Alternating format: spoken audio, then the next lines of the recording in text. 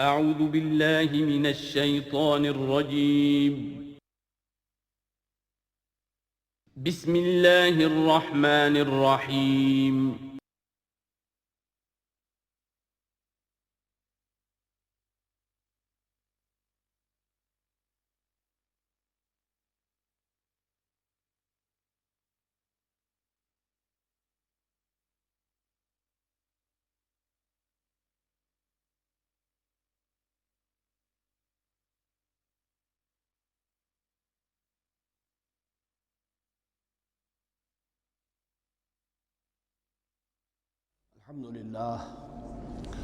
الحمد للہ وکفا والصلاة والسلام علی عباده الذین اصطفى اما بعد فاعوذ باللہ من الشیطان الرجیم بسم اللہ الرحمن الرحیم وَإِذْ قَالَ رَبُّكَ لِلْمَلَائِكَةِ إِنِّي جَاعِلٌ فِي الْأَرْضِ خَلِيفَةً قالوا وتجعل فيها من يفسد فيها ويسفك الدماء ونحن نسبح بحمدك ونقدس لك قال إني أعلم ما لا تعلمون صدق الله العظيم رب اشرح لي صدري ويسر لي أمري واحلل عقدة من لساني يفقهوا قولي۔ جیسا کہ میں نے عرض کیا تھا، سورہ بقرہ کے پہلے 4 رکوع نہایت اہم ہیں، نہایت جامع ہیں۔ پہلے 2 رکوعوں میں 3 قسم کے انسانوں کی وضاحت کی گئی، 3 قسم کے کردار کے نقشے کھینچ دیے گئے۔ تیسرے رکوع میں قرآن مجید کی دعوت کا خلاصہ آ گیا، توحید فی العقیدہ، توحید فی العمل، یعنی عبادت اللہ کی، ایمان بالرسالت، قرآن مجید کو منزل من اللہ کلام ماننا۔ اس میں اگر شک ہے تو جو بھی چیلنج تھا، اگر واقعتاً تمہیں شک ہے، حقیقت میں شک نہیں ہے، لیکن جیسا کہ تم کہہ رہے ہو کہ تمہیں شک ہے تو کوشش کرو اس کے مقابلے کی ایک صورت بنا لاؤ۔ پھر آخرت، جنت اور دوزخ، ان دونوں کا تذکرہ ہو گیا۔ پھر ایک خاص مسئلہ جو قرآن مجید کے اسلوب پر اعتراض کی شکل میں آیا کہ اس میں مچھر جیسی حقیر شے کا بھی تذکرہ ہے، اس کی حکمت بیان کر دی گئی کہ تشبیہ اور تمثیل میں ظاہر بات ہے کہ ممثل لہو اور ممثل بہی میں مناسبت چاہیے۔ جس چیز کے لیے تمثیل بیان کی جا رہی ہے، جس شے سے تمثیل بیان کی جا رہی ہے، ان میں مناسبت ہونی چاہیے، اس میں عظیم یا حقیر کا کوئی سوال نہیں۔ پھر یہ بات کہ جن لوگوں کے دلوں میں زیغ ہے، کجی ہے، وہ اس قرآن سے بھی ان کی ضلالت میں، گمراہی میں اضافہ ہوگا۔ جو لوگ طالب حق ہیں ان کو یہ قرآن مجید ہدایت دے گا، اور کن کو اللہ گمراہ کرتا ہے؟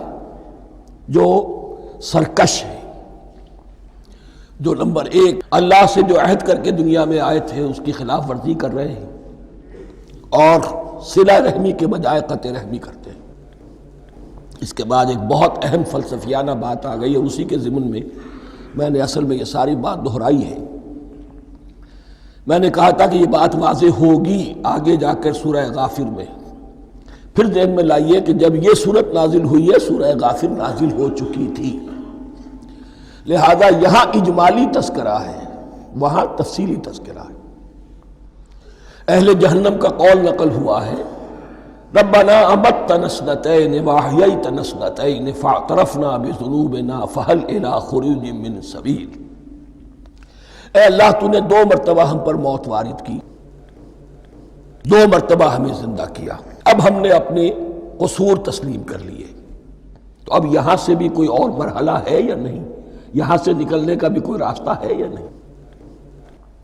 اس سے حقیقت یہ واضح ہوئی، انسان کی تخلیق اول ہوئی عالم ارواح میں، صرف ارواح کی حیثیت سے، اور حدیث میں آتا ہے الارواح جنود مجندہ، لشکروں کی شکل، تمام انسان۔ ان سے عہد لیا گیا الست بربکم قالوا بلا، پھر سلا دیا گیا ارواح کو۔ یہ گویا کہ پہلی موت تھی جو ہم گزار آئے۔ پھر عالم خلق کا مرحلہ آیا۔ عالم خلق میں یہ تناسل کے ذریعے سے رحم مادر میں جب ایک جنین تیار ہوتا ہے تو ایک حدیث ہے حضرت عبداللہ ابن مسعود سے 4 مہینے کا جب جنین ہو جاتا ہے تو اس کے بعد وہ روح لا کر اس میں پھونک دی جاتی ہے. یہ گویا کہ احیاء اولا ہو گیا، پہلی مرتبہ کا زندہ کیا جانا، پہلی موت کی نیند سے جگا دیا گیا. اے تازہ واردان بساط ہوائے دل، اب ہم اس دنیا میں اس جسد کے ساتھ زندہ ہوئے، اب پھر موت آئے گی، جسد یہی چلا جائے گا جہاں سے آیا تھا، روح جہاں سے آئی تھی وہاں واپس جائے گی. ثم یمیتکم ثم یحییکم ثم الیہ ترجعون، پھر تمہیں اللہ کی طرف لوٹا دیا جائے گا. یہ ہے بہت گہرا نقطہ فلسفہ دین کا. اس کے بعد مضمون شروع ہو رہا ہے خلافت کا، جس کا اجمالی جو ہے تذکرہ تیسرے رکوع کی آخری آیت میں آ گیا. هو الذی خلق لکم ما فی الارض جمیعا، زمین میں جو کچھ ہے اے انسانوں تمہارے لیے پیدا کیا گیا. اسی کے ساتھ جڑتا ہوا مضمون اب خلافت کا آ رہا ہے. وَإِذْ قَالَ رَبُّكَ لِلْمَلَائِكَةِ إِنِّي جَاعِلٌ فِي الْأَرْضِ خَلِيفَةً، اور یاد کرو جب کہ کہا تھا تمہارے رب نے فرشتوں سے میں بنانے والا ہوں زمین میں ایک خلیفہ. اب خلیفہ کی حقیقت کو سمجھیے. خلیفہ کسے کہتے ہیں؟ نائب. عام طور پر لوگوں کو مغالطہ ہوتا ہے کہ خلیفہ جانشین جو ہے وہ تو کسی کے موت کے بعد ہوتا ہے، زندگی میں تو نہیں ہوتا. لیکن یہاں اصل میں ہمارے لیے بہت آسان ہے. انسان کی جو اصل حقیقت ہے اس دنیا میں اس کو سمجھنے کے لیے یوں سمجھیے کہ ہم آج سے 50 سال پہلے انگریز کے غلام تھے. ہمارا بادشاہ یا ملکہ انگلستان میں تھا یا تھی. دہلی میں وائس رائے ہوتا تھا. وائس رائے کا کام کیا ہے؟ جو حکم آیا ہے ہز میجسٹیز گورنمنٹ کا یا ہر میجسٹیز گورنمنٹ کا جو حکم آیا ہے بلا چون و چرا بغیر کسی تغیر اور تبدل کے نافذ کرے. ہاں جہاں کوئی حکم وہاں سے نہیں ہے تو یہاں کے حالات میں بہترین اپنی رائے قائم کرے، غور و فکر کرے یہاں کی مصلحتیں کیا ہے. جو چیز بھی امپائر کی مصلحت میں ہو اس کے مطابق فیصلہ کر سکتا ہے.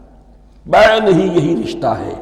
اللہ ہے لیکن اللہ نے اپنے آپ کو غیب کے پردے میں چھپا لیا ہے. زمین پر انسان ہے. اب انسان کا کام یہ ہے جو ہدایت آ رہی ہے اللہ کی طرف سے اس پر تو بے چون و چرا عمل کرے.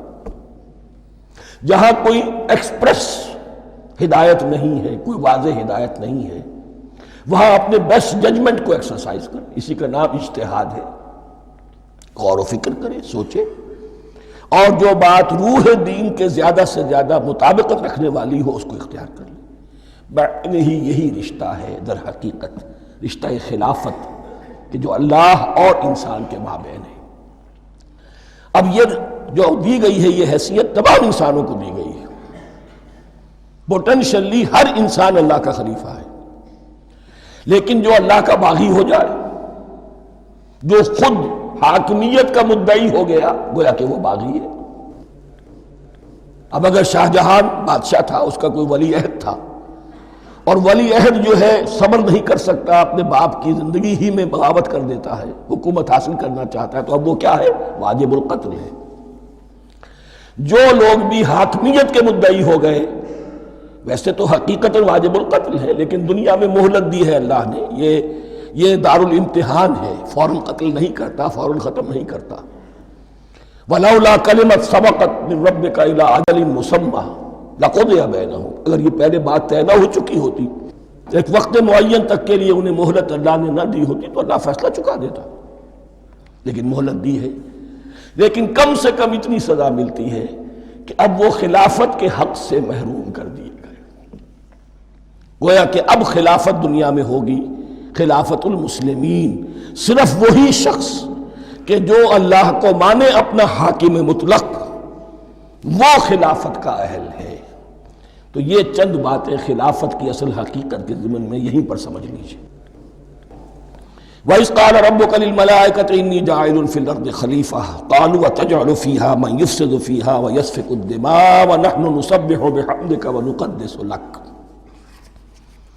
اور یاد کرو جب کہ تمہارے رب نے کہا تھا فرشتوں سے کہ میں زمین میں خلیفہ بنانے والا ہوں، تو انہوں نے کہا کہ کیا تو بنائے گا اس میں جو فساد مچائے گا اس میں اور خوریزی کرے گا؟ وَنَحْنُ نُسَبِّحُ بِحَمْدِكَ وَنُقَدِّسُ لَكَ، ہم آپ کی تسبیح اور تحمید اور آپ کی تقدیس میں لگے ہوئے ہیں۔ قَالَ إِنِّي أَعْلَمُ مَا لَا تَعْلَمُونَ، فرمایا میں جانتا ہوں جو تم نہیں جانتے۔ اب یہاں سوال پیدا ہوتا ہے کہ فرشتوں کو یہ گمان کیسے ہوا، یا یہ خیال کیسے ہوا؟ دو رائے ہیں اس میں۔ ایک تو یہ کہ انسان کی تخلیق سے پہلے اس دنیا میں جنات تھے، اور انہیں بھی کچھ اللہ نے تھوڑا سا اختیار دیا تھا، اور انہوں نے یہاں فساد مچایا۔ انہی پر قیاس کرتے ہوئے فرشتوں نے سمجھا کہ انسان بھی پھر زمین میں فساد مچائے گا، خوریزی کرے گا۔ ایک دوسری اصولی بات یہ کہی گئی ہے کہ خلافت کا لفظ جب استعمال ہوا تو اس کے معنی ہے کہ کوئی نہ کوئی اختیار بھی ملے گا۔ جنات کے بارے میں خلافت کا لفظ کہیں نہیں آیا، انسان کے بارے میں آ رہا ہے۔ خلیفہ بالکل بے اختیار نہیں ہوتا، جیسا کہ میں نے عرض کیا، جہاں واضح حکم ہے تو اس کی تو تنفیذ، یہاں نہیں ہے وہاں اپنی رائے سے جتنا بھی بہتر سے بہتر سوچ سکتا ہو انسان رائے قائم کرے۔ یہ اختیار جو ہے، ظاہر بات ہے جہاں اختیار ہوگا صحیح استعمال ہونے کا بھی امکان ہے، غلط استعمال ہونے کا بھی امکان ہے۔ اختیار تو بلکہ یہ کہ آپ کا پولیٹیکل سائنس کا تو ایکسیم یہ ہے، authority turns to corrupt and absolute authority corrupts absolutely۔ تو ٹینڈنسی کرپشن کی ہوتی ہے اختیار کے اندر۔ اس بنا پر انہوں نے قیاس کیا کہ اس میں فساد ہوگا، خوریزی ہوگی۔ اللہ تعالیٰ نے فرمایا اپنی حکمتوں سے میں خود واقف ہوں، میں کیوں بنا رہا ہوں یہ میں جانتا ہوں، تم نہیں جانتے۔ وَعَلَّمَ آدَمَ الْأَسْمَاءَ كُلَّهَا، اور اللہ نے سکھا دیے آدم کو تمام کے تمام نام۔ اب اس میں بھی ایک رائے تو یہ ہے، بلکہ اس میں تقریباً اجماع ہے مفسرین کا، کہ اس سے مراد ہے تمام اشیاء کے نام، اور تمام اشیاء کے نام سے مراد ہے ان کی حقیقت کا علم۔ ہیومن نالج جو ہے، اگر آپ اس کا تجزیہ کریں گے تو وہ یہی ہے کہ انسان ایک چیز کو پہچانتا ہے، پھر اس کے لیے ایک نام رکھتا ہے یا کوئی ٹرم اس کے لیے قائم کرتا ہے۔ اس نام یا ٹرم اور اس کے حوالے سے، اصطلاح کے حوالے سے بہت سے حقائق کو اپنے ذہن کے اندر محفوظ کرتا ہے۔ تو گویا کہ ان علمہ آدم الاسماء کلہا، تمام نام سکھا دیے کل مادی کائنات کے اندر جو کچھ وجود میں آنے والا تھا، ان سب کی حقیقت سے پوٹینشلی حضرت آدم کو آگاہ کر دیا۔ یہ پوٹینشل علم ہے، ہیومن نالج، جو ایکوائرڈ نالج ہے، جو انسان کو سم اور بسم اور اپنے اس دماغ کے کمپیوٹر کے ذریعے سے حاصل ہوتا ہے۔ ایک ہے ریویلڈ نالج جو اللہ وحی کے ذریعے سے بھیجتا ہے، ایک ہے ایکوائرڈ نالج، انسان خود علم حاصل کرتا ہے۔ اس نے آنکھوں سے دیکھا، کان سے سنا، نتیجہ نکالا، اور اس کمپیوٹر نے اس کو پروسیس کیا، اس نتیجے کو کہیں میموری کے اندر سٹور کر لیا۔ یہ کمپیوٹر ہے بہت بڑا۔ پھر کچھ اور دیکھا، کچھ اور سنا، کچھ چھو کر معلوم ہوا، کچھ چکھ کر معلوم ہوا، کچھ سونگھ کر معلوم ہوا، کوئی اور نتیجہ نکلا، اسے وہ پاسٹ میموری کے ساتھ اس کو ٹیلی کیا اور نتیجہ نکالا۔ اس طرح رفتہ رفتہ ان السمع والبصر والفؤاد کل اولئک کان عنہ مسئولا، یہ ایکوائرڈ نالج تین چیزوں سے انسان کو حاصل ہو رہا ہے، سماعت، بصارت اور یہ عقل، جو فائدہ اخذ کرتی ہے، جو اس کو پروسیس کرتی ہے، اس تمام جو سینس ڈیٹا اس کو مہیا ہوتا ہے سینس آرگنز کے ذریعے سے۔ یہ علم ہے جو پوٹینشلی حضرت آدم کو دے دیا گیا۔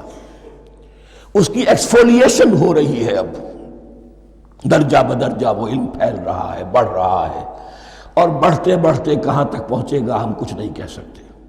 کہاں سے کہاں پہنچ گیا انسان۔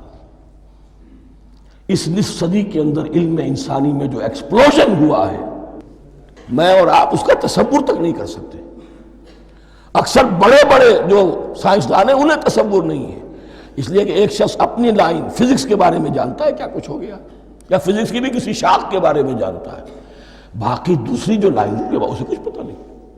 اسپیشلائزیشن کا دور ہے، لہذا جو ایکسپلوژن کہا جائے، دھماکہ ہوا ہے علم کا، اس کا کوئی اندازہ نہیں ہے ہمارے۔ اور کس تیزی کے ساتھ وہ چیز آگے بڑھ رہی ہے، کس تیزی کے ساتھ ایک چیز آج جو ایجاد ہوئی چند دنوں کے اندر اندر اس کے بعد اس کا نیا کوئی ورشن آ جاتا ہے اور یہ چیز جو ہے آبسولیٹ ہو جاتی ہے۔ کمیونیکیشن کے اندر جو انقلاب عظیم برپا ہوا، تو آپ یہ سمجھیے کہ اقبال نے جو شعر کبھی کہا تھا کہ عروج آدم خاکی سے انجم سہمے جاتے ہیں کہ یہ ٹوٹا ہوا تارا مہ کامل نہ بن جائے۔ اور یہ مہ کامل بنے گا کب؟ جب دجال کی شکل اختیار کرے گا۔ دجال کون ہوگا؟ جو ان تمام قواعد طبیعہ کے اوپر قابو پا لے گا، جب چاہے گا جہاں چاہے گا بارش برسائے گا، رزق کے تمام خزانے اپنے ہاتھ میں لے لے گا، جو اس کے اوپر ایمان لائے گا اسی کو ملے گا، کسی اور کو نہیں ملے گا، اس کی آواز پوری دنیا میں سنائی دے گی، وہ چند دنوں کے اندر پوری دنیا کا چکر لگا لے گا۔ یہ ساری چیزیں جو حدیث میں دجال کے بارے میں آئی ہیں وہ اسی علم آدم ایکوائرڈ نالج کے اس حد کو پہنچ جانا کہ وہ ٹوٹل مسٹریز نیچر کی جو ہے وہ اس پر منکشف ہو جائے اور ان قواعد طبیعہ کو وہ ہارنس کر لے، قابو میں لے آئے اور انہیں استعمال کرے۔ کبھی جب ہمارے کسی بہت 200-300ویں کوئی پیڑھی میں کوئی ہمارے جد امجد ہوں گے جنہوں نے کوئی چٹان دیکھی کہ گری، پتھر پر پتھر ٹکرایا تو آگ اس میں سے شعلہ نکلا، اس کا یہ مشاہدہ کافی ہو گیا آگ پیدا کرنے کے لیے۔ پتھروں کو ٹکراؤ آگ پیدا کر لو۔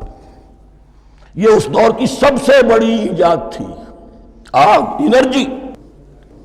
اب وہ انرجی کہاں سے کہاں پہنچی؟ وہ آگ نے بھاپ کی شکل اختیار کی، پھر ہم نے بجلی ایجاد کی، اور کب کیا ہے ایٹمک انرجی ہے اور نہ معلوم کیا کیا ہے، واللہ اعلم۔ اس تمام چیزوں کا تعلق ہے خلافت ارضی کے ساتھ۔ لہذا فرشتوں کو جو بتایا گیا وہ یہ ہے کہ آدم کو علم بھی دیا جا رہا ہے، صرف اختیار ہی نہیں دیا جا رہا، علم دیا جا رہا ہے۔ وَعَلَّمَ آدَمَ الْأَسْمَاءَ كُلَّهَا ثُمَّ عَرَضَهُمْ عَلَى الْمَلَائِكَةِ، پھر ان تمام اشیاء کو پیش کیا فرشتوں کے سامنے۔ فَقَالَ أَنبِئُونِي بِأَسْمَاءِ هَؤُلَاءِ، اور فرمایا کہ مجھے بتاؤ ان چیزوں کے نام، ان کنتم صادقین، اگر تم سچے ہو۔ قالوا سبحانک لا علم لنا الا ما علمتنا، انہوں نے کہا پروردگار تو پاک ہے ہر نقص سے، ہر عیب سے، ہر ضعف سے، ہر احتیاج سے، مبرہ ہے، منزہ ہے، اعلیٰ ہے، ارفع ہے۔ لا علم لنا الا ما علمتنا، ہمیں کوئی علم حاصل نہیں سوائے اس کو جو تو نے ہمیں سکھا دیا ہے۔ اس کی تعبیر یہی بہتر معلوم ہوتی ہے کہ ملائکہ کی حیثیت در حقیقت اس کائناتی جو حکومت ہے اللہ کی، آفاقی حکومت، اس کے کارندوں کی ہے، یہ اس کے سول سرونٹس ہیں، تو ہر ایک کو صرف اس کے شعبے کے متعلق علم دیا گیا ہے، علم جامع نہیں ہے، تمام چیزوں کا علم یہ معلوم کرنے کی استعداد ان کے پاس نہیں ہے۔ کوئی فرشتہ فرض کیجئے بارش کے اوپر مامور ہے، کوئی پہاڑوں پر مامور ہے، جس کا ذکر سیرت میں آتا ہے کہ جب طائف میں حضور پر پتھراؤ ہوا ہے تو اس کے بعد ایک فرشتہ حاضر ہوا ہے کہ میں ملک الجبال ہوں، اللہ نے مجھے پہاڑوں پر مامور کیا ہوا ہے، آپ اگر فرمائیں تو جن لوگوں نے آپ کو ستایا ہے، یہ جو طائف جن دو پہاڑوں کے درمیان یہ وادی ہے، ان کو آپس میں ٹکرا دو کہ یہ پس کر اور سرما بن جائے۔ آپ نے فرمایا نہیں، کیا عجب، اللہ تعالیٰ ان کی اگلی نسلوں کو ہدایت دے دے۔ تو فرشتے ہیں، کوئی پہاڑوں پر مامور ہے، کوئی کسی خدمت پر مامور ہے، ان کو علم دیا گیا ہے صرف انہی کی اپنی جو بھی فرائض منصبی ہیں ان کے شعبے سے متعلق، کل نہیں۔ جامعیت جو ہے علم کی وہ ہے کہ جو حضرت آدم علیہ السلام کو پوٹینشلی دے دی گئی اور جو اب بڑھتے بڑھتے ایک بہت جلاور درخت بن چکا۔ سبحانک لا علم لنا الا ما علمتنا انک انت العلیم الحکیم، یقیناً آپ ہی کی ذات ہے جو کل کے کل علم کی حامل ہے اور جس کے اوپر حکمت بھی، جس کی حکمت بھی کامل ہے، باقی تو ہر مخلوق میں سے ہر ایک کا علم ناقص رہے گا۔ العلیم، کل علم کا جاننے والا تو ہی ہے، الحکیم، کل حکمت وہ تو تیرے ہی پاس ہے۔ قال یا آدم انبئہم باسمائہم، اللہ نے فرمایا کہ آدم ان کو بتاؤ ان کے نام۔ فلما انباہم باسمائہم، تو جب انہوں نے بتا دیے ان کو فرشتوں کو ان کے نام. قال الم اقل لکم انی اعلم غیب السماوات والارض. تو اللہ نے فرمایا کہ میں نے کہا نہیں تھا کہ میں جانتا ہوں آسمانوں اور زمین کی تمام غائب چیزوں کو جو تمہاری نگاہوں سے بھی اوجھل ہے. غیب میں ہر شے کا جاننے والا ہوں. وَأَعْلَمُ مَا تُبْدُونَ وَمَا كُنْتُمْ تَكْتُمُونَ. اور میں جانتا ہوں جو کچھ تم ظاہر کر رہے تھے اور جو کچھ تم چھپا رہے تھے. چھپانے میں محسوس ہوتا ہے کہ ان کی خواہش یہ تھی کہ خلافت ہمیں ملے. ہم خدام ادب ہیں، ہر وقت تسبیح و تحمید اور تقدیس میں مصروف ہیں، جو حکم ملتا ہے بجا لاتے ہیں. تو یہ خلافت کسی اور مخلوق کو کیوں ملے؟ یہاں صرف یہ اور بتا دوں کہ یہ چونکہ اب ایک تیسری مخلوق کا ذکر بھی بعد میں آئے گا. 3 صاحب تشخص مخلوقات ہیں اللہ کی. صاحب تشخص، صاحب شعور، جن میں میں کا شعور ہے. انا، میں. ایک ملائکہ ہے، ان کی تخلیق نور سے ہوئی ہے. ایک انسان ہے جن کی تخلیق گارے سے ہوئی ہے. ایک جنات ہیں جن کی تخلیق آگ سے ہوئی ہے. باقی حیوانات ہیں، ان میں شعور تو ہے، خود شعور ہی نہیں ہے. Self consciousness, there is a world of difference between consciousness and self consciousness. انسان جب دیکھتا ہے تو اس کو یہ بھی معلوم ہے میں دیکھ رہا ہوں. کتا بلہ دیکھتا ہے، اسے یہ اندازہ نہیں ہوتا کہ میں دیکھ رہا ہوں. دیکھنے کا ایک نتیجہ ہے جو نکل آتا ہے، لیکن میں کا وجود نہیں ہے.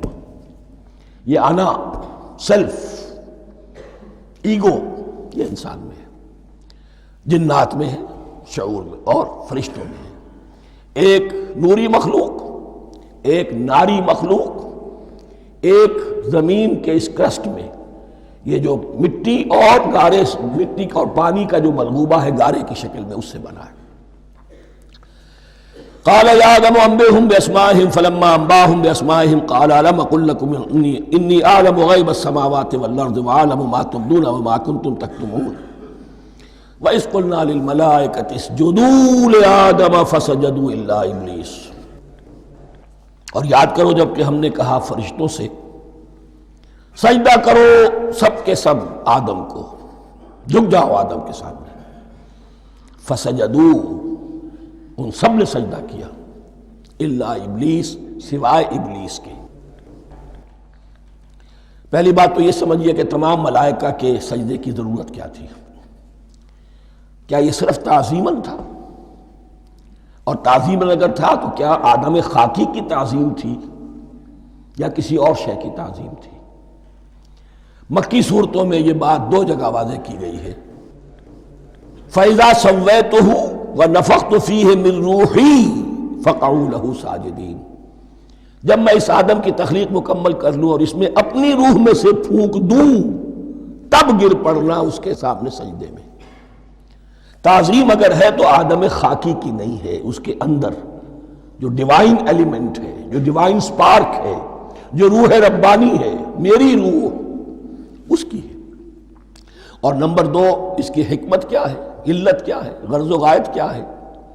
جیسا کہ میں نے عرض کیا اس کائنات کی اس حکومت کے کارندے تو وہ ہیں. خلیفہ بنایا جا رہا انسان کو، جب تک یہ ساری سول سروس اس کے تابع نہ ہو خلافت کیسے کرے گا؟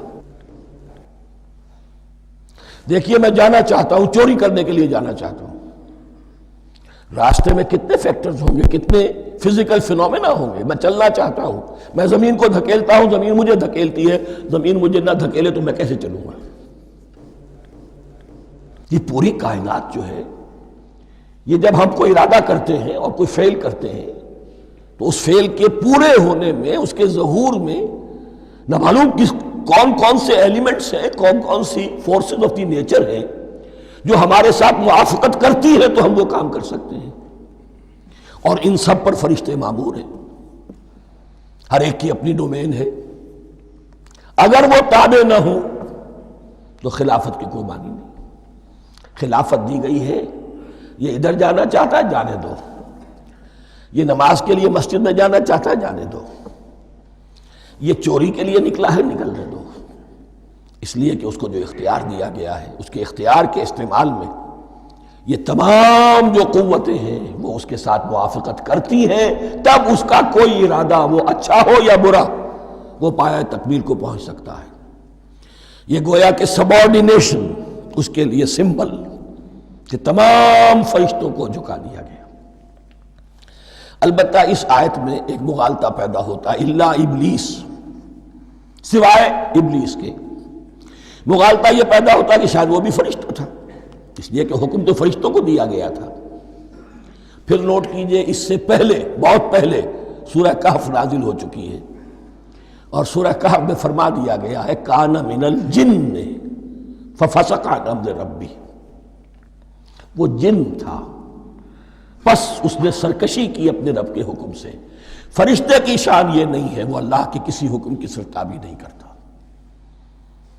لا یعصون اللہ ما امرہم ویفعلون ما یؤمرون، وہ اللہ کے کسی حکم کی نافرمانی نہیں کرتے اور جو حکم ملتا ہے بجا لاتے ہیں۔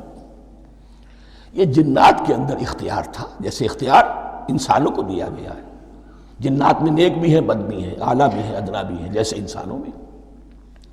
لیکن یہ عزازیل جو جن تھا، علم اور عبادت دونوں کے اعتبار سے بہت بلند ہو گیا تھا، اور یہ فرشتوں کا یوں سمجھیے کہ ہم نشین، فرشتوں کے ساتھ اس طور سے شامل، جیسے بہت سے انسان بھی اگر اپنی بندگی میں، زہد میں، عبادت میں، نیکی میں ترقی کریں تو ان کا ملائے اعلیٰ کے ساتھ، عالم ارواح کے ساتھ، عالم ملائکہ کے ساتھ ایک رابطہ قائم ہوتا ہے۔ اسی طریقے سے وہ جو عزازیل تھا، جن ہونے کے باوجود اپنی نیکی، عبادت، پارسائی اور اپنے علم میں فرشتوں سے بہت آگے تھا، اس لیے معلم الملکوت کی شکل اختیار کر چکا تھا۔ اس کو اپنی زوم تھا، یہ بات جیسا کہ میں نے عرض کیا 7 مرتبہ قرآن میں یہ بات آئی ہے، قصہ ابلیس و آدم، کہ فرشتوں کو حکم ہوا کہ سجدہ کرو، سب جھک گئے، ابلیس نے سجدے سے انکار کر دیا 7 مرتبہ۔ یہ 7ویں مرتبہ ہے جو ہم پڑھ رہے ہیں، مصحف میں پہلی مرتبہ آ رہا ہے، ترتیب نزول میں 7ویں مرتبہ آ رہا ہے۔ یہ آدم و ابلیس کا قصہ اس سے آگے سورہ اعراف میں آئے گا، پھر سورہ ہجر میں آئے گا، سورہ بنی اسرائیل میں آئے گا، سورہ کہف میں آئے گا، سورہ طٰہٰ میں آئے گا، سورہ صاد میں آئے گا، 6 مرتبہ مکی قرآن میں، 1 مرتبہ یہاں۔ تو یہاں اشارہ نہیں کیا، اس لیے مغالطہ ہو سکتا ہے، لیکن یہ کہ سورہ کہف میں آپ کو بتا چکا ہوں کان من الجن ففسق عن امر ربی، اس نے اپنے رب کے حکم سے سرتابی۔ ابلیس اس کا صفاتی نام ہے اب، اس لیے کہ اب یبلسو کے معنی ہوتے ہیں مایوس ہو جانا۔ یہ اللہ کی رحمت سے بالکل مایوس ہے، اور مایوس جو ہو جائے وہ شیطان ہو جاتا ہے۔ اب میرا تو چھٹکارا نہیں ہے، جتنوں کو برباد کر سکوں کروں، میری تو عاقبت خراب ہو چکی ہے، جتنوں کو اپنے ساتھ، ہم تو ڈوبے ہیں صنم، تم کو بھی لے ڈوبیں گے۔ اب وہ شیطان اس معنی میں کہ انسان کی عداوت اس کی گھٹی میں پڑ گئی، اس نے اللہ سے پھر اجازت بھی لی کہ مجھے مہلت دے دے، یوم یبعثون، قیامت تک کے دن کے لیے، تو میں ثابت کر دوں گا کہ یہ آدم اس رتبے کا حقدار نہ تھا، مستحق نہ تھا جو اسے دیا گیا۔ انا خیر منہ، میں اس سے بہتر ہوں۔ خلقتنی من نار وخلقتہ من طین، تو نے مجھے آگ سے بنایا، اسے گارے سے بنایا۔ لیکن یہ تکبر ہے در حقیقت کہ جس نے اسے راندہ درگاہ حق کر دیا۔ وَإِذْ قُلْنَا لِلْمَلَائِكَةِ اسْجُدُوا لِآدَمَ فَسَجَدُوا إِلَّا إِبْلِيسَ أَبَىٰ وَاسْتَكْبَرَ، ابا اس نے انکار کیا، واستکبر اور تکبر کیا، استکبار کیا، وَكَانَ مِنَ الْكَافِرِينَ۔ کانا عربی زبان میں 2 طرح کا ہوتا ہے، تامہ، ناقصہ۔ ایک معنی یہ ہو سکتے ہیں کہ ہو گیا، اب اپنے اس استکبار اور انکار کی وجہ سے کانا من الکافرین، وہ کافروں میں سے ہو گیا۔ ایک کانا تامہ ہوتا تھا ہی کافروں میں سے، یعنی اس کے اندر سرکشی چھپی ہوئی تھی، اب ظاہر ہو گئی۔ یہ معاملہ ہوتا ہے، کسی شخص کی بدنیت ہی اس کے اوپر پردے پڑے رہتے ہیں نیکی کے، زہد کے، کسی خاص وقت میں آ کر وہ ننگا ہو جاتا ہے، اور جو اس کے اندر تھا اصل، اس کی حقیقت، وہ سامنے آ جاتی ہے۔ اس کا امکان ہے، تو دونوں معنی اس کے ہو سکتے ہیں۔ وَقُلْنَا يَا آدَمُ اسْكُنْ أَنْتَ وَزَوْجُكَ الْجَنَّةَ، اور ہم نے کہا کہ اے آدم، رہو تم اور تمہاری بیوی جنت میں۔ اب یہ جنت کون سی ہے؟ اکثر حضرات کے نام کر کے نزدیک یہ جنت کہیں آسمان ہی میں تھی، آسمان ہی میں حضرت آدم کی تخلیق ہوئی۔ البتہ یہ سب مانتے ہیں کہ ایک وہ جنت الفردوس جو ہے جس میں جانے کے بعد پھر واپس نکلنے کا کوئی امکان نہیں، یہ وہ جنت نہیں ہے جس میں کہ آخرت میں لوگوں کو جا کر داخل ہونا ہے، اس میں داخل ہونے والے کے نکلنے کا کوئی امکان نہیں۔ ایک رائے یہ بھی ہے، میرا رجحان اس رائے کی طرف ہے، تخلیق آدم اسی زمین پر ہوئی ہے۔ وہ جن مراحل سے گزری ہے تخلیق، وہ ایک علیحدہ مسئلہ ہے۔ بائیولوجی اور وحی دونوں اس پر متفق ہیں کہ مٹی سے، کرسٹ آف دی ارتھ سے انسان بنا ہے، اس پر اتفاق ہے، قرآن کا بھی اور بائیولوجی کا بھی، جدید علم الحیوانات کا بھی، علم الحیات کا۔ سٹیجز کیا ہیں اس میں اختلاف ہو سکتا ہے، اس کو چھوڑ دیجئے، وہ اس وقت کا بحث نہیں۔ یہی کسی اونچے مقام پر کوئی سرسبز و شاداب علاقہ تھا جہاں حضرت آدم کو رکھا گیا، جہاں ہر طرح کے میوے تھے، ہر شے، لا تظمأ فیہا ولا تضحیٰ، نہ اس میں بھوک لگے گی، نہ دھوپ تمہیں ستائے گی، ہر طرح کی چیز تمہیں فراہم ہے۔ وہاں رکھے گئے ہیں صرف ایک ڈیمانسٹریشن کے لیے کہ انہیں نظر آ جائے کہ شیطان میرا دشمن ہے، وہ مجھے ورغلائے گا، طرح طرح سے میرے اندر وسوسہ اندازی کرے گا، میرے اور میری اولاد کے، صرف ایک ڈیمانسٹریشن۔ اس کی مثال یوں سمجھیے کہ سلیکشن تو ہو گیا، سی ایس پی گریڈ میں کوئی شخص آ گیا ہے، لیکن اب وہ سول سروس اکیڈمی میں رکھا جا رہا ہے۔ تو یہ کوئی اکیڈمی ہو سکتا ہے اسی زمین پر ہو، صرف بتانا یہ تھا کہ تمہیں معلوم ہو جائے کہ یہ شیطان تمہارا دشمن ہے۔ اس لیے کہ اس میں جو ایک لفظ حبوط کا آ رہا ہے، وہ حبوط صرف ایک ہی معنی میں نہیں ہوتا، دوسری معنی میں بھی ہے۔ واللہ عالم، یہ چیزیں پھر متشابہات میں رہیں گی، اس لیے ان کے بارے میں کوئی ایک رائے دوسری رائے، اس کے لیے ذہن سے، عقل سے بات کر کے ایک یا دوسری رائے اختیار کر سکتے ہیں۔ وَقُلْنَا يَا آدَمُ اسْكُنْ أَنْتَ وَزَوْجُكَ الْجَنَّةَ، اور ہم نے کہا کہ رہو اے آدم، تم بھی اور تمہاری بیوی بھی باغ میں، اس باغ میں، الجنہ، اس باغ میں، گویا کہ اشارہ کیا جا رہا۔ وَكُلَا مِنْهَا رَغَدًا حَيْثُ شِئْتُمْ، اور کھاؤ اس میں سے با فراغت جہاں سے چاہو، ہر طرح کا پھل ہے کھاؤ۔ وَلَا تَقْرَبَا هَٰذِهِ الشَّجَرَةَ، یہاں پہ اس درخت کا نام نہیں لیا گیا، اشارہ اس درخت کے قریب مت جانا۔ فَتَكُونَا مِنَ الظَّالِمِينَ، تو تم ظالموں میں سے ہو جاؤ گے، تم حد سے گزرنے والوں میں سے ہو جاؤ گے۔ اب اس کی بھی حکمت سمجھیے کہ چونکہ ڈیمانسٹریشن کرانی ہے کہ تمہیں کسی چیز سے، ہزار چیزیں مباح ہیں دنیا میں، چند چیزیں پینے کی حرام ہیں، اب تم اگر ان ہزار مباح چیزوں کو چھوڑ کر حرام چیز کو پیتے ہو تو یہ تمہارا اختیار ہوا، جبکہ اللہ تعالیٰ نے مباحات کا دائرہ بہت وسیع رکھا ہے۔ جس سے چاہو چند رشتے ہیں جو بیان کر دیے گئے، یہ حرام ہے، محرمات ہے، ابدیہ ہیں، ان سے تو شادی نہیں ہو سکتی، باقی کسی مسلمان عورت سے دنیا کے کسی کونے میں وہ شادی کر سکتے، کروڑوں کے آپشنز آپ کے لیے خالی کھلے ہیں، لیکن پھر بھی انسان شادی نہ کرے، زنا کرے، یہ گویا کہ اس کی اپنی خباثت نفس ہے۔ ایک نہیں، دو دو، تین تین، چار چار تک شادی کرو، اجازت ہے تمہیں۔ تو اس اعتبار سے مباحات، اب یہ پورا باغ تمہارے لیے مباح ہے، بس ایک درخت ہے، اس کے پاس نہ جانا، اور درخت کا نام لینے کی کوئی ضرورت نہیں، تو آزمائش تھی نا، صرف ایک آزمائش اور اس کی ڈیمانسٹریشن۔ فَأَزَلَّهُمَا الشَّيْطَانُ عَنْهَا، تو پھسلا دیا ان دونوں کو شیطان نے اس درخت کے بارے میں۔ اب وہ کس کس طریقے سے پھسلایا، یہ بھی جیسا کہ میں نے عرض کیا 6 مرتبہ چونکہ یہ قصہ آ چکا ہے، اس کی آپ کو سورہ طٰہٰ میں تفصیل ملے گی، کس کس طریقے سے پھسلایا اور اس بات کے لیے تیار کیا۔ فَأَخْرَجَهُمَا مِمَّا كَانَا فِيهِ، تو نکلوا دیا ان دونوں کو اس کیفیت میں سے جس میں کہ وہ تھے، وہ کیفیت کہ نہ کوئی مشقت ہے، نہ کوئی محنت ہے، اور انسان کو ہر طرح کا اچھے سے اچھا پھل مل رہا ہے، تمام ضروریات فراہم ہیں، خاص کوئی حلہ جنت ہے جس کا کہ لباس بھی عطا کیا گیا ہے، لیکن ان کیفیات سے اب نکال کر، اب جسے آپ کہیں گے bitter facts of life، اچھا اب جاؤ یہ ڈیمانسٹریشن کرنی تھی، ہو گئی۔ شیطان تمہارا دشمن ہے، تمہارا اور تمہاری نسل کا، شیطان لعین، اور وہ تمہیں پھسلائے گا جیسے آج پھسلایا ہے۔ تم آگاہ رہنا اس کی شرارتوں سے۔ ان الشیطان لکم عدو فاتخذوہ عدوا، یہ شیطان تمہارا دشمن ہے، اسے اپنا دشمن ہی سمجھو۔ لیکن یہ ہے کہ اگر کچھ لوگ اسے دوست بنا لیں، اس کے ایجنٹ بن جائیں، اس کے کارندے بن جائیں، یہ ان کا چوائس ہے جس کی سزا انہیں ملے گی۔ فَأَخْرَجَهُمَا مِمَّا كَانَا فِيهِ وَقُلْنَا اهْبِطُوا بَعْضُكُمْ لِبَعْضٍ عَدُوٌّ، اور ہم نے کہا اترو، تم سب ایک دوسرے کے دشمن ہوگے۔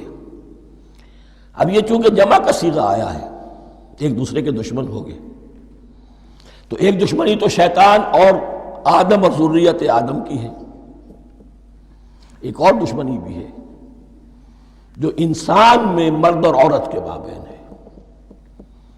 عورت بھی پھسلاتی ہے، غلط راستے پر ڈالتی ہے، مرد عورتوں کو گمراہ کرتے ہیں، عورتیں مردوں کو گمراہ کرتی ہیں۔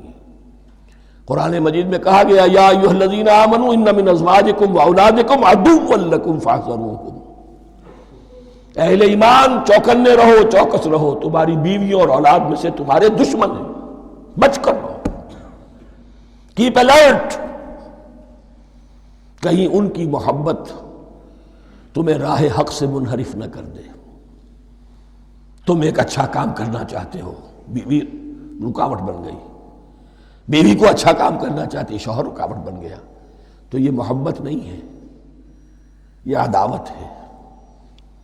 اس حوالے سے بعضکم لبعض عدو وَلَكُمْ فِي الْأَرْضِ مُسْتَقَرٌّ وَمَتَاعٌ إِلَىٰ حِينٍ، اور تمہارے لیے اب زمین میں مستقر ہے، جائے قیام ہے اور متاع ہے، ضرورت کی چیزیں ہیں ہم نے فراہم کر دی ہیں، اِلَىٰ حِين، لیکن ایک وقت معین تک کے لیے، یہ ابدی نہیں ہے، ایک وقت آئے گا یہ بساط ہم لپیٹ دیں گے۔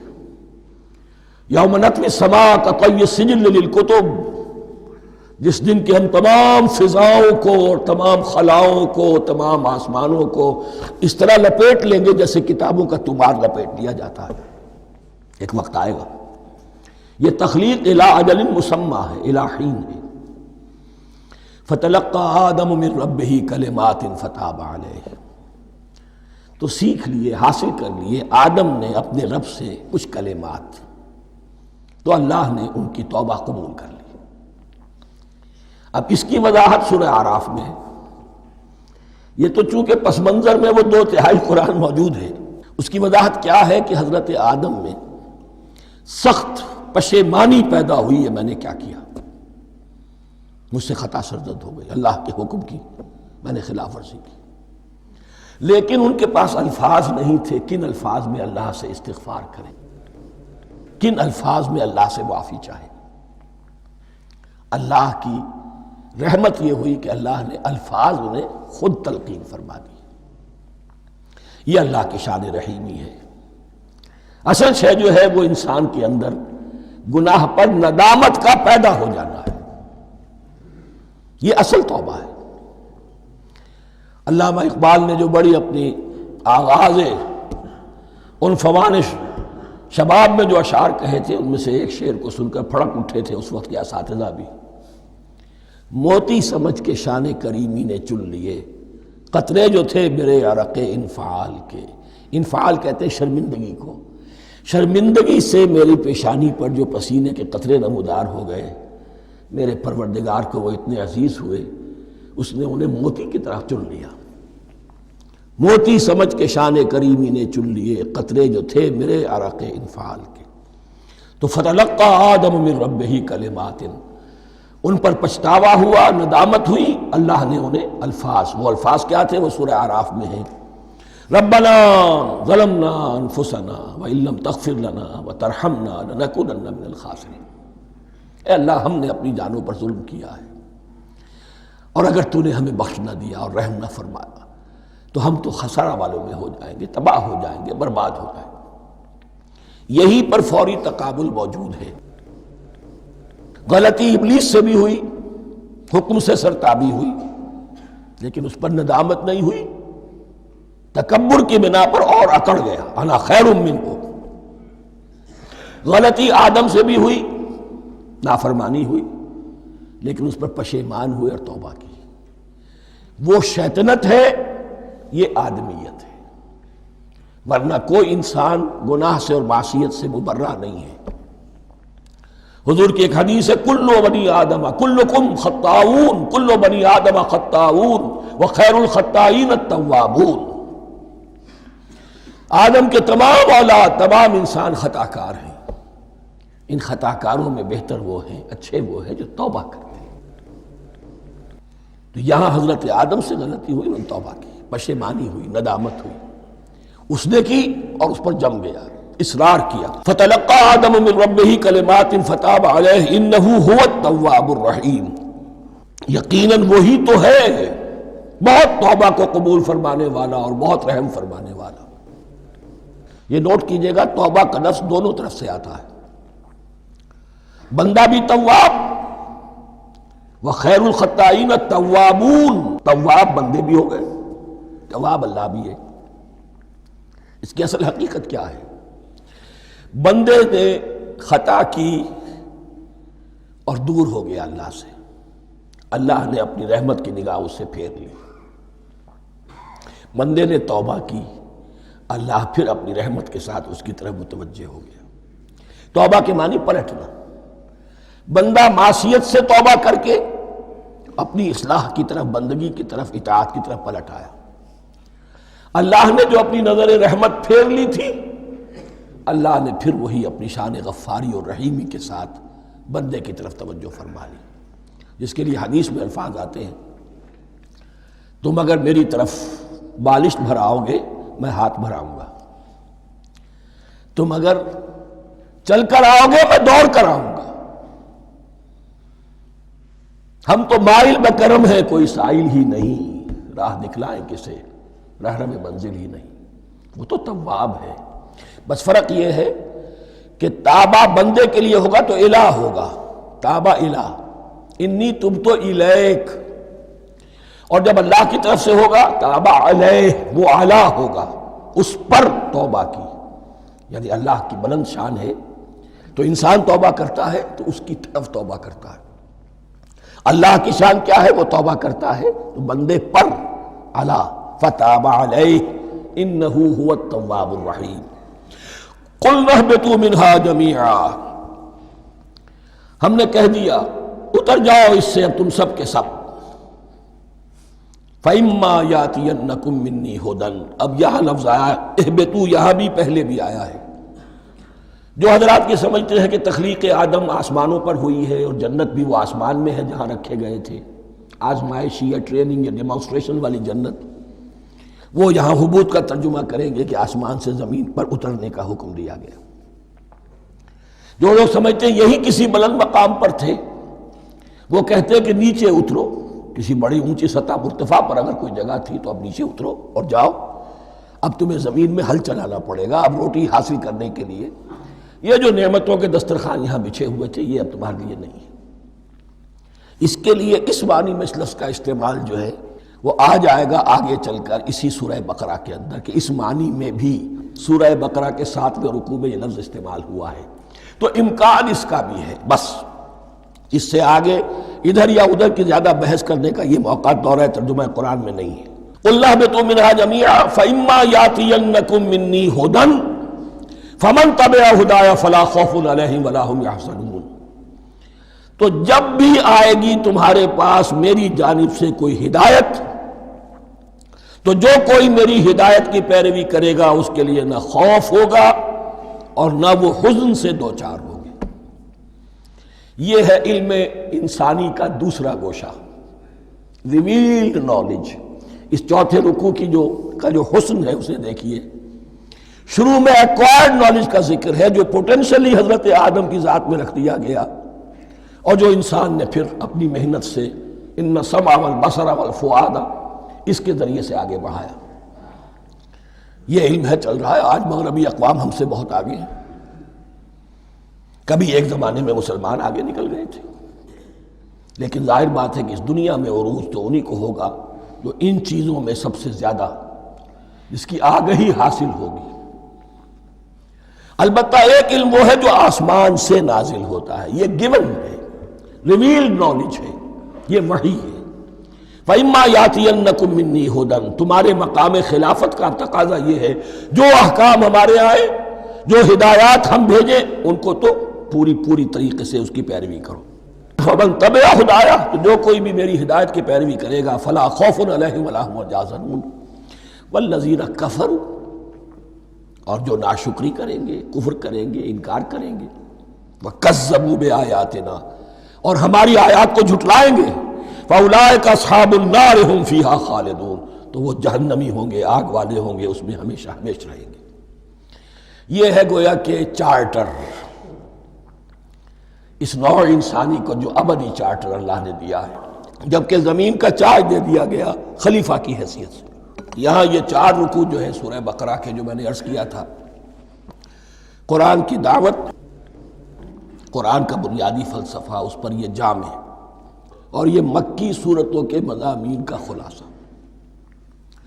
اب یہاں سے شروع ہو رہا ہے 5ویں رکوع سے مسلسل 10 رکوع، مسلسل خطاب ہے بنی اسرائیل سے۔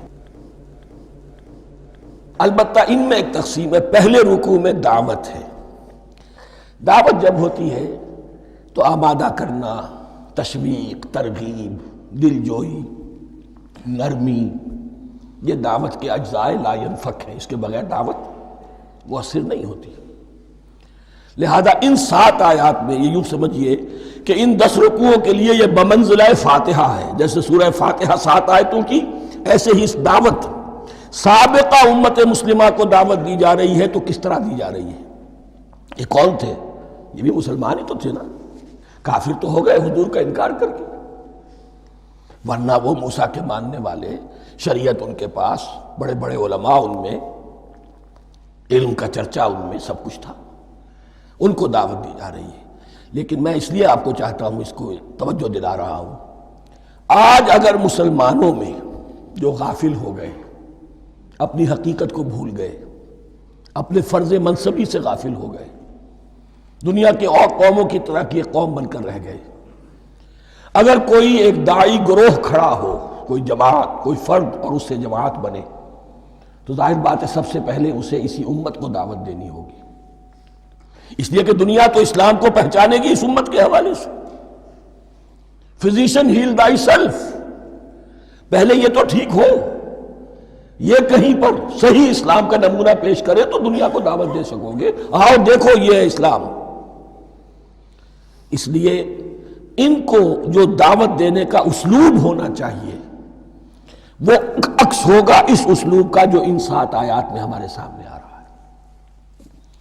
یا بنی اسرائیل اذکروا نعمتی التی انعمت علیکم، اے بنی اسرائیل، اسرائیل کو سمجھ لیجئے یہ مرکب لفظ ہے، اسر اسی سے اسیر بنا ہے، اسیر جو کسی کا قیدی ہوتا ہے، ایل عبرانی میں اللہ کے لیے ہے، اور اسرائیل کا ترجمہ ہے عبداللہ، اللہ کا غلام، اللہ کے ساتھ بندھا ہوا اس کی اطاعت کے قلاتے کے اندر۔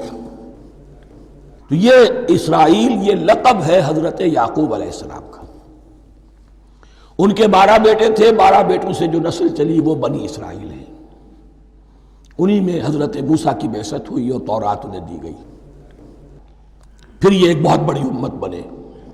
ان پر 4 ادوار آ چکے تھے قرآن مجید کے نزول کے وقت، 2 مرتبہ اللہ کی رحمت کی بارشیں ہوئیں، انہیں عروج نصیب ہوا، 2 مرتبہ ان کو دنیا پرستی، شہوت پرستی، اللہ کے احکام کو پس و پیش ڈال دینے کی سزا میں عذاب کے کوڑے ان پر برسے۔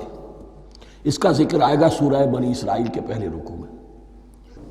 اس وقت جب کہ قرآن نازل ہو رہا ہے، اس وقت وہ اپنے اس زوال کے دور میں تھے۔ حال یہ تھا کہ حضور صلی اللہ علیہ وسلم کی بعثت سے پہلے ہی 2nd ٹیمپل بھی شہید کیا جا چکا تھا، گرایا جا چکا تھا۔ حضرت سلیمان نے جو بنایا تھا ہیکل سلیمانی، جس کو یہ فرسٹ ٹیمپل کہتے ہیں، اسے نیبوکدنضر نے گرا دیا تھا حضرت مسیح سے بھی کئی سو سال پہلے۔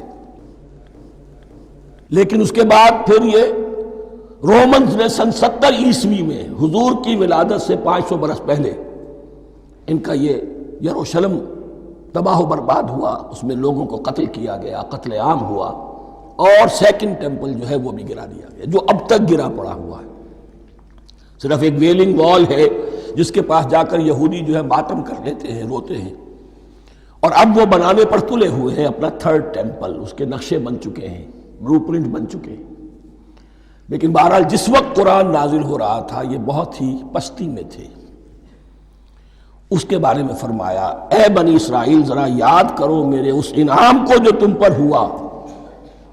وہ انعام کیا ہے؟ میں نے تمہیں اپنی کتاب دی، نبوت سے سرفراز فرمایا، اپنی شریعت تمہیں عطا فرمائی، تمہیں داؤد، تمہارے اندر داؤد اور سلیمان جیسے بادشاہ اٹھائے جو بادشاہ بھی تھے، نبی بھی تھے۔ وَأَوْفُوا بِعَهْدِي، اور میرے وعدے کو پورا کرو تاکہ میں بھی اپنے وعدے کو پورا کروں۔ یہ وعدہ ہے جو کتاب استثناء جو ہے اولڈ ٹیسٹمنٹ کی، ڈیوٹرانومی، اس کے 18ویں باب کی آیت نمبر 18 اور 19 میں ہے۔ حضرت موسیٰ سے خطاب کر کے اس میں اللہ نے یہ الفاظ فرمائے، میں ان کے بھائیوں میں سے تیرے مانند ایک نبی برپا کروں گا اور اس کے منہ میں اپنا کلام ڈالوں گا، اور وہ وہی کچھ بتائے گا جو میں اس سے کہوں گا۔ یہ گویا کہ حضرت موسیٰ علیہ السلام کی امت کو بتایا جا رہا تھا کہ نبی آخر الزماں آئیں گے اور تمہیں انہیں قبول کرنا ہے۔ قرآن مجید میں اس کا بڑا تفصیلی ذکر سورہ اعراف میں آئے گا انشاءاللہ، لیکن یہاں فرمایا اوفوا بعہدی اوف بعہدکم، تم میرا عہد پیرا پورا کرو، میرے اس نبی کو تسلیم کرو، اس پر ایمان لاؤ، اس پر کی صدا پر لبیک کہو، تو میں تمہیں میرے انعام و اکرام اور بڑھتے چلے جائیں گے۔ وَإِيَّايَ فَارْهَبُونَ، اور صرف مجھ سے ڈرو۔ وَآمِنُوا بِمَا أَنزَلْتُ مُصَدِّقًا لِمَا مَعَكُمْ، اور ایمان لاؤ اس پر جو میں نے نازل کیا ہے، جو تمہارے پاس جو تورات ہے اس کی تصدیق کرتے ہوئے آیا ہے۔ اس کے دو معنی ہے، ایک تو قرآن تصدیق کرتا ہے تورات کی اور انجیل کی، فیہا ہدی و نور، فیہ ہدی و نور، اور دوسرے یہ کہ قرآن اور محمد صلی اللہ علیہ وسلم ان پیشین گوئیوں کے مصداق بن کر آئے ہیں جو تورات میں تھی، ورنہ وہ پیشین گوئیاں جھوٹی ثابت ہوتی۔ ان کے مصداق کون ہے؟ قرآن اور محمد صلی اللہ علیہ وسلم، یہ دونوں معنی اس کے ہیں۔ وَآمِنُوا بِمَا أَنزَلْتُ مُصَدِّقًا لِمَا مَعَكُمْ وَلَا تَكُونُوا أَوَّلَ كَافِرٍ بِهِ، اور دیکھو تم ہی سب سے پہلے ان کا کفر کرنے والے نہ بن جاؤ۔ تمہیں تو سب کچھ معلوم تھا، تم تو منتظر تھے، تم تو آخری نبی کے انتظار میں تھے اور ان کے حوالے سے دعائیں کیا کرتے تھے کہ اللہ اس نبی آخری زمان کے واسطے سے ہماری مدد فرما اور کافروں کے مقابلے میں ہمیں فتح عطا فرما۔ یہ آئے گا آگے چل کر اسی سورہ بقرہ کے اندر۔ لیکن اب تم ہی سب سے بڑھ کر کافر ہو گئے، تم ہی سب سے بڑھ کر دشمن ہو گئے۔ وَلَا تَكُونُوا أَوَّلَ كَافِرٍ بِهِ وَلَا تَشْتَرُوا بِآيَاتِي ثَمَنًا قَلِيلًا، اور دیکھو میری ان آیات کے عوض حقیر سی قیمت قبول نہ کرو۔ یہ آیات الہیہ ہیں، ان کو رد کر رہے ہو، کس لیے؟ ہماری مسندیں، ہماری حیثیت، ہماری چودراہٹیں، کہیں ان پر کوئی آنچ نہ آ جائے۔ حقیر سی چیزیں، یہ صرف اس دنیا کا سامان ہے، اس کے سوا کچھ نہیں۔ وَلَا تَشْتَرُوا بِآيَاتِي ثَمَنًا قَلِيلًا وَإِيَّايَ فَاتَّقُونِ، اور صرف مجھ سے تقوی اختیار کرو، میرا تقوی اختیار کرو۔ وَلَا تَلْبِسُوا الْحَقَّ بِالْبَاطِلِ وَتَكْتُمُوا الْحَقَّ وَأَنْتُمْ تَعْلَمُونَ، اور نہ گڈمڈ کرو حق کے ساتھ باطل کو، اور مت چھپاؤ حق کو، درا حالے کہ تم جانتے ہو۔ یہ بات اچھی طرح نوٹ کرنی ہے، جانتے بوجھتے کرنا، ایک ہے مغالطے میں کرنا، وہ ضلالت ہے، گمراہی ہے۔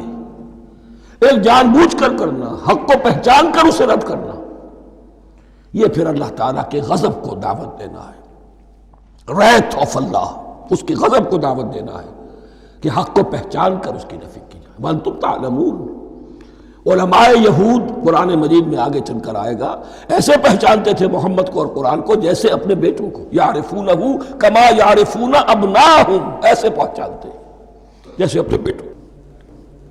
وَأَقِیمُوا الصَّلَاةَ وَآتُوا الزَّکَاةَ، دیکھو نماز قائم کرو، زکوٰۃ ادا کرو، وَارْکَعُوا مَعَ الرَّاکِعِینَ، اور جھکنے والوں کے ساتھ جھکو۔ یہ اول تو رکوع کو انہوں نے اپنے ہاں سے خارج کر دیا تھا، ثانیاً باجماعت نماز ان کے ہاں ختم ہو گئی تھی۔ وَارْکَعُوا مَعَ الرَّاکِعِینَ، جماعت باجماعت نماز کی طرف اشارہ ہے۔ أَتَأْمُرُونَ النَّاسَ بِالْبِرِّ وَتَنْسَوْنَ أَنفُسَكُمْ، کیا تم لوگوں کو نیکی کا حکم دیتے ہو، تقویٰ کی، پارسائی کی تعلیم دیتے ہو؟ میں کہہ رہا ہوں نا کہ اصل میں مخاطب کون ہے؟ علماء یہود۔ اس آیت سے ثابت ہو گیا عالم ہمارا بھی جب بھی کھڑا ہوگا اونچے سے اونچا آواز کہے گا، اعلیٰ سے اعلیٰ بات کہے گا۔ اکثر و بیشتر کا حال یہ ہے کہ ان کا اپنا کردار دیکھیے تو کوئی مناسبت ہی نہیں اس سے کہ جو وہ بات کہہ رہا ہے، جو لوگوں کو دعوت دے رہا ہے اس پر خود عمل نہیں۔ تو یہی در حقیقت علماء یہود کا کردار بن چکا تھا۔ أَتَأْمُرُونَ النَّاسَ بِالْبِرِّ وَتَنْسَوْنَ أَنفُسَكُمْ، کیا تم لوگوں کو نیکی کا حکم دیتے ہو اور خود اپنے آپ کو بھول جاتے ہو؟